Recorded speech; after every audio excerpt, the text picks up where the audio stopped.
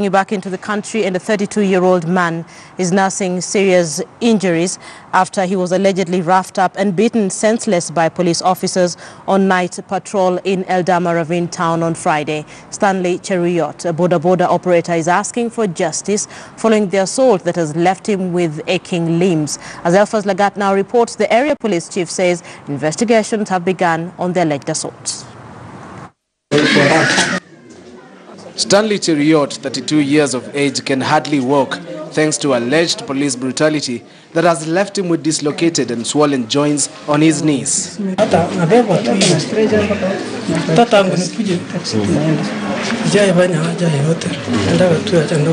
father of three patrols are notorious for asking bribes and manhandling boda operators. Elfas Lagat, KTN News.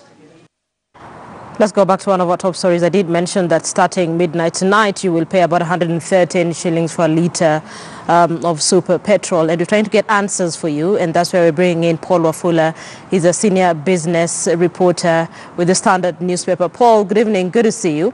So price of fuel has been rising over the price of fuel has been rising over the last couple of months. And the question on the minds of Kenyans is, why are we here? How did we get to a point where we're even projecting that Kenyans could get to a point where they pay 130 Kenya shillings while international crude oil prices are stable?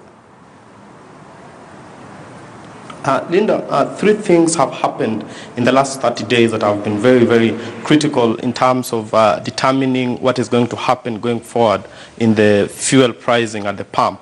The first thing that happened is that on 30th, there was what the Energy Regulatory Commission did in terms of revising the tariffs, allowing Kenya Power to be able to increase tariffs by over 40%. But this was, of course, clothed in a message that was likely to suggest that the tariffs had actually been reduced. But as we speak today, we've seen that that the prices have actually gone up by up to 4 times in some market classes. Now, the impact of that is that once you have electricity prices, or shillings for petrol and less than 1 shilling for diesel and even kerosene. So the net effect of this, Linda, is that the fuel prices, electricity, and generally the power bills, as they are in the country, are going to shoot up by very serious margins. And this is what is actually